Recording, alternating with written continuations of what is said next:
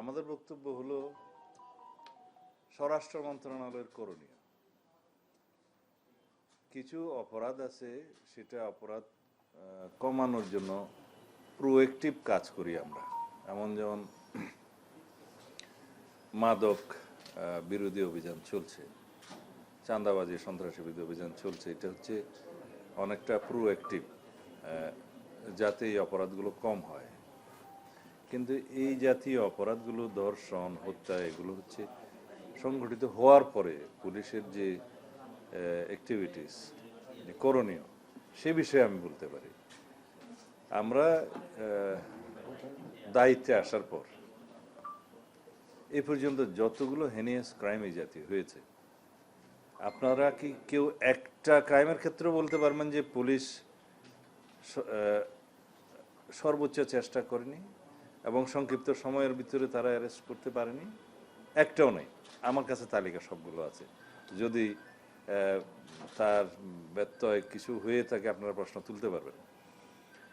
রামিসার ব্যাপারেও 24 ঘন্টার ভিতরে আসামি গ্রেফতার হয়েছে এবং তার রামিসার যে প্রধান আসামি দর্শক, তার নাম সম্ভবত সোহেল খান, তার স্ত্রী সহ তাদেরকে গ্রেফতার করা হয়েছে। 164 স্টেটমেন্ট দিয়েছে, জবানবন্দি দিয়েছে মূল আসামি। আমরা এইটুকু এসিউরেন্স দিতে পারি, আমাদের পক্ষ থেকে সংক্ষিপ্ত সময়ের ভিতরে সুষ্ঠু তদন্ত করে চার্জশিট দাখিল করা হবে। বিচারের দায়িত্ব আদালতের। বিচারহীনতার যে বিষয়টা সবাই সবসময় বলে থাকে, এটা সর্বক্ষেত্রে সঠিক নয়। কিছু কিছু ক্ষেত্রে বিচার বিলম্বিত হয়, সেই জন্য মানুষ মনে করে হয়তো বিচার পাবে না। কিন্তু এই জাতীয় ক্রাইমগুলো আমি ইন্টারিম গভর্নমেন্টের সময়ও দেখেছি। আমি তাদেরকে কৃতিত্ব দিতে চাই। সেই সময়েও এই জাতীয় কয়েকটা ঘটনা হলে হেনিয়াস ক্রাইমের সংক্ষিপ্ত সময়ের ভিতরে আইনি ব্যবস্থা, বিচারিক ব্যবস্থা তারা গ্রহণ করেছে। এই ক্ষেত্রেও আমি এইটুকু এসিউরেন্স দিতে পারি যে সম্ভাব্য সংক্ষিপ্ত সময়ের ভিতরে একটা দৃষ্টান্তমূলক বিচার সম্পন্ন হবে। সাজার কথা তো আমি বলতে পারবো না। অন্যান্য যে সমস্ত বিষয় এখানে আমি বলতে পারি, যেমন আমরা দায়িত্ব নেওয়ার পর তনু হত্যা মামলাটি সহ আরও কিছু মামলা আমরা লিস্টেড করেছি, যেগুলো অনেকটা দীর্ঘদিন যাবৎ বিচারিক প্রক্রিয়ার মধ্যে আনতে সক্ষম হয় নাই। সেগুলো আমরা অ্যাড্রেস করেছি। যেমন তনু হত্যা মামলার একজন আসামি আমরা অ্যারেস্ট করে তার সাথে ডিএনএ ম্যাচিং করার বিষয়টা এখন প্রক্রিয়ায়। আরও 2 জন আসামি আছে। ইতিমধ্যে আরও একজন আসামির শনাক্ত করা গেছে, যার রক্ত পাওয়া গেছে। ডিএনএ টেস্টে 3 জনের স্পার্ম পাওয়া গেছে খুব সম্ভবত। তো এগুলো মিলিয়ে দেখা হচ্ছে এবং আশা করি এটা ন্যায় বিচার প্রতিষ্ঠা করা যাবে। এছাড়া কুমিল্লা সংঘবদ্ধভাবে যে একটা ধর্ষণের ঘটনা হয়েছে, সব আসামিকে গ্রেফতার করা হয়েছে। তারপরে বগুড়ার তরুণী ধর্ষণের বিষয়ে আমরা সংক্ষিপ্ত সময়ের মধ্যেই এগুলো সব আসামিকে হাতে নাতে গ্রেফতার করা হয়েছে। কাপাসিয়ায় 5 খুনের ঘটনায় তাদেরকে গ্রেফতার করতে আমরা সক্ষম হয়েছি। ঢাকার মান্ডায় প্রবাসী হত্যাকাণ্ডের বিষয়েও এই হত্যাকাণ্ডে জড়িত থাকার অভিযোগে 2 জন নারীকে গ্রেফতার করা হয়েছে। এছাড়া বিভিন্ন সময়ে আমাদের যে অভিযান, চিরুনি অভিযান, সেটা ডিএমপির এখানে ঢাকা মেট্রোপলিটন পুলিশের মিরপুরে, তারপর অস্ত্র মাদক উদ্ধার অভিযান মোহাম্মদপুর ও শেরেবাংলা নগরে, তারপরে আমাদের মে মাসের প্রথম সপ্তাহে ঢাকার মোহাম্মদপুর, শেরেবাংলা নগর, আদাবর এলাকায় যে ব্লক রিট চলছে, সেটা আমরা এখানে সফলতা অর্জন করেছি। পেশাদার অনেক অপরাধীকে আমরা গ্রেফতার করতে সক্ষম হয়েছি এবং অনেকেই দীর্ঘদিন যাবৎ আইনের চোখে ধুলো দিয়ে যেভাবে পালিয়েছিল তাদেরকেও আমরা গ্রেফতার করতে সক্ষম হয়েছি। এখন যাত্রাবাড়ি থানাতেও একইভাবে আমরা অনেক ওয়ারেন্টভুক্ত আসামি ছিনতাইকারী, তাদেরকে প্রায় 41 জন আমরা গত কয়েকদিন মে মাসের 18 এবং 19 তারিখে আমরা গ্রেফতার করতে সক্ষম হয়েছি। এইভাবে তেজগাঁতে 63 জন, ঢাকার বাইরে চট্টগ্রাম, কক্সবাজারের বিভিন্ন জায়গায় আমরা উল্লেখ করার মতো কিছু সফলতা বলতে পারি। যেমন বিচার প্রক্রিয়ার মধ্য দিয়ে গতকালকে সম্ভবত কক্সবাজারের আমার নির্বাচনী এলাকা দুলাজারাতে একজন সেনাবাহিনীর ক্যাপ্টেনকে যে নির্মমভাবে হত্যা করা হয়েছিল তার বিচার সম্পন্ন হয়েছে। সম্ভবত 4 জন কি 5 জনের মৃত্যুদণ্ড হয়েছে ফাঁসির, তারপরে যাবজ্জীবন আছে, বিভিন্ন মেয়াদের সাজা আছে। এছাড়া উখিয়া টেকনাফেও র্যাব 15 অভিযান চালিয়ে বিভিন্ন মামলায় পলাতক দীর্ঘদিনের আসামি অনেককেই গ্রেফতার করেছে। আর বলা যায় আইনশৃঙ্খলা এটা সমুন্নত রাখার জন্য দেশের জননিরাপত্তা এবং জনপ্রত্যাশা অনুযায়ী শান্তি নিশ্চিত করার জন্য যা যা কিছু করার দরকার আমরা করার চেষ্টা করছি। আর পুলিশ সিস্টেমের মধ্যে আমরা অনেক রিফর্ম, অনেক সংস্কার করার চেষ্টা করছি। আমাদের অনেক কিছু করার বাকি আছে, সেটা আমরা মানি, কিন্তু সরকারের বয়স তো প্রায় 3 মাস। তো 3 মাসে আমরা কেবল সব কিছু রিফর্ম করে সুষ্ঠুভাবে সামনের দিনে কিভাবে আমরা কাজ করব, এই পলিসিগুলো, এই সিদ্ধান্তগুলো নিতেই সময় লাগে। তার মধ্যে আমরা যে অ্যাকশনটা করেছি, আশা করি আপনারা কষ্ট করে সেটার কৃতিত্ব দিতে পারবেন আমাদেরকে। ধন্যবাদ।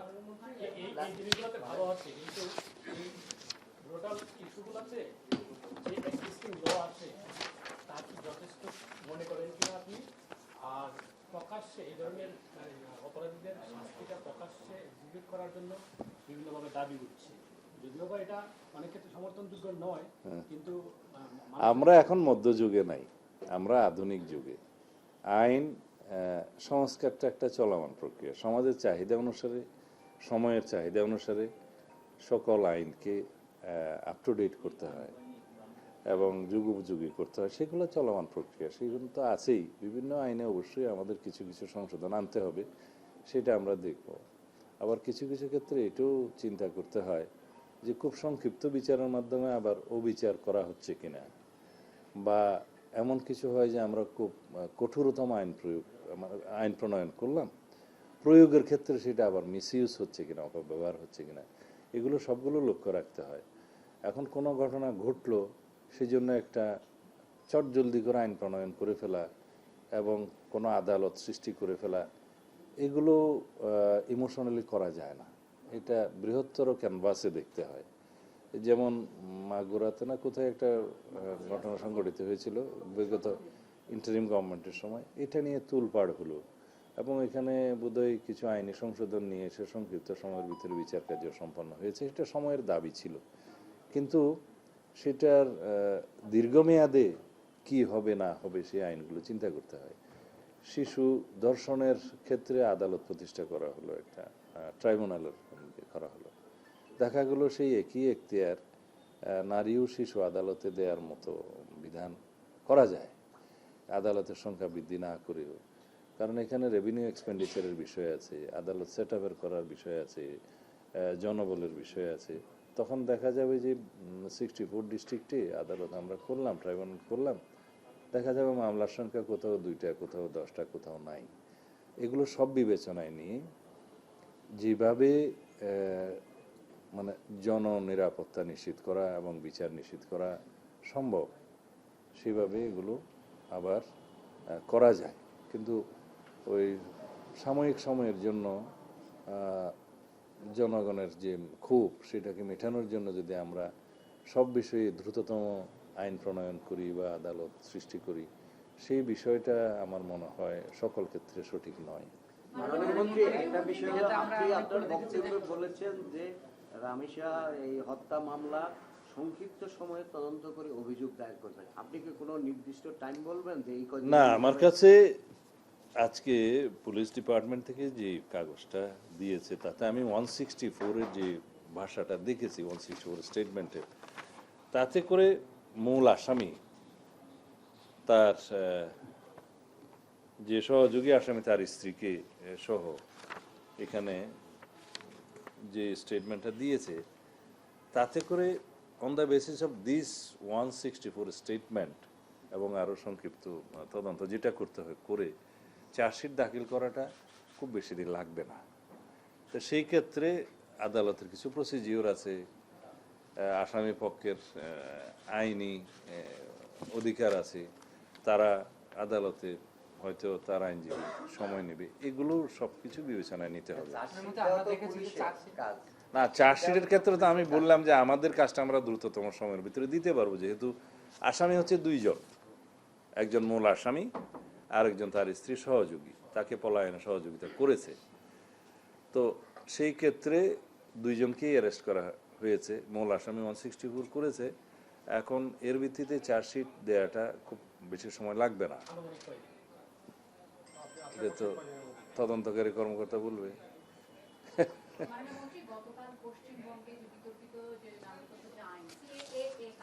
এটার সাথে কি সম্পর্ক?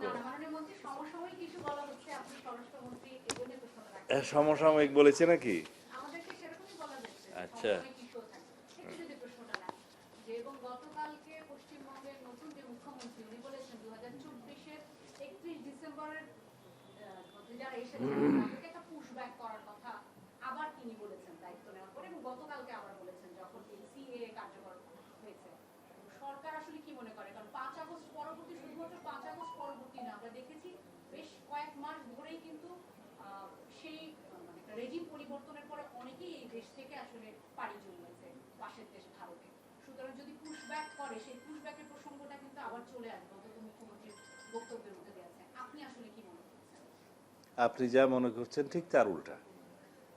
কারণ হচ্ছে এটা পশ্চিমবঙ্গের আভ্যন্তরীণ বিষয় এবং ভারত সরকারের নিজস্ব আইন কানুনের বিষয়। ভারতের আইন যেটা আছে সিটিজেনশিপ অ্যামেন্ডমেন্ট অ্যাক্ট, সিএএ, সেরকম আরও একটা আইন আছে আসামের, ওখানে হচ্ছে ন্যাশনাল সিটিজেন রেজিস্টার, এটা বোধহয় NCR, national register of citizens, এরকম। তো NRC, sorry, national register of citizens. তো এগুলো ভারতের আভ্যন্তরীণ ব্যাপার, তাদের সিটিজেন নিয়ে তারা কি করবে, কিভাবে সিটিজেনশিপ নির্ধারণ করবে। কারণ পশ্চিমবঙ্গের নির্বাচন হয়েছে, তাদের হতে নির্বাচনের প্রতিশ্রুতি অনুযায়ী বা তাদের নীতি অনুযায়ী তারা কি বলবে সেটা তাদের সম্পূর্ণ নিজস্ব ব্যাপার। এখানে আমাদের কোনো বক্তব্য থাকার তো কথা না। আমরা আমাদের সীমান্তে আমাদের বিজিবি মোতায়েন আছে, আমরা অবৈধ অনুপ্রবেশ আমরা ঠেকানোর জন্য আমরা সতর্ক অবস্থায় আছি। আর অন্যান্য বিষয় যেগুলো আপনি বললেন যে ওখান থেকে পুশব্যাক বা এখান থেকে পুশইন হচ্ছে, এগুলো আমার নজরে নাই। প্রধানমন্ত্রী, একটা বিষয় হচ্ছে যে আপনি আইনশৃঙ্খলার অবস্থার কথা বলছিলেন, পুলিশ দীর্ঘদিন থেকে নিষ্ক্রিয় ছিল, আপনি বলছেন এখন তারা খুব প্রোঅ্যাক্টিভ হয়ে কাজ করে। কি কোথায় বলেছি নিষ্ক্রিয় ছিল? আগের অবস্থায় নিষ্ক্রিয়, তাও বলিনি। সেটা আপনার কথা বলিনি, আমি বলছি আগে নিষ্ক্রিয় ছিল, সেই অবস্থা থেকে আবার আমি বলি নাই তো এটা। প্রোঅ্যাক্টিভ কাজ করছে, আগের কথা বলছি। না, প্রোঅ্যাক্টিভ মতলব আমি বলি কোনো একটা ঘটনা ঘটে যাওয়ার পরে পুলিশের একটা দায়িত্ব থাকে তারা পালন করা আইন অনুযায়ী, কিন্তু প্রোঅ্যাক্টিভ কাজটা হচ্ছে যাতে ঘটনা সংঘটিত না হতে পারে সেই জন্য প্রিকশনারি মেজার্স সেরকম বিষয় আছে। যেমন মাদক দ্রব্যের বিষয়ে মাদক উদ্ধার এবং মাদক চোরাচালানি বা মাদক ব্যবসায়ীদের আমরা গ্রেফতার করছি, আমাদের একটা ইনফরমেশনের ভিত্তিতে, ইন্টেলিজেন্স সাপোর্টের ভিত্তিতে করি। এগুলো হচ্ছে প্রোঅ্যাক্টিভ, যাতে অপরাধ সংগঠন না হতে পারে। রিঅ্যাক্টিভ হচ্ছে ঘটনা হয়ে যাওয়ার পরে যেটা আইনানুগ করতে হয়। আমরা সাম্প্রতিকভাবে বেশ কয়েকটা সোশ্যাল মিডিয়া বা বিভিন্ন ভাবে শুনছি, কয়েকটা পত্রিকায় এসেছে যে বাংলাদেশে অনেকে আবার ফিরে আসতে চান। এই অবস্থায় বিভিন্ন জায়গায় আমরা দেখছি যে বিভিন্ন পত্রিকা মিছিল হচ্ছে, পরিস্থিতি বিভিন্ন জায়গায় কিন্তু কিছুটা অবনতি হচ্ছে। এই জায়গাটা কে ফিরে আসতে চান? এর আগে যিনি চলে গেছেন বাংলাদেশ থেকে, কে নাম বলেন? এর আগে যে প্রধানমন্ত্রী শেখ হাসিনা ছিল, হ্যাঁ, তার বিভিন্ন মাধ্যমে সে বক্তব্যগুলো কিন্তু বিভিন্ন মিডিয়ায় কিন্তু উঠে আসছে। এইভাবে প্রশ্ন না করে আগে সেটা কি আপনারা এই বিভিন্ন মিডিয়াগুলো যে এটাকে কভারেজ দিচ্ছে, একই সাথে বিভিন্ন জায়গায় যে ঝটিকা মিছিল হচ্ছে এবং তার ফিরে আসার যে কার্যক্রমগুলো সেগুলো আপনারা অবজার্ভ করছেন? কে ফিরে আসার কার্যক্রম? আমরা তো তাকে ফেরত চাই, আইনিভাবে চাই। পররাষ্ট্র মন্ত্রণালয়ের মাধ্যমে আমরা অনুরোধ করেছি, এক্সট্রাডিশন চুক্তি অনুসারে অনুরোধ করেছি, আমরা শেখ হাসিনাকে ফেরত চাই এবং আমরা চাই তিনি মামলা ফেস করুন।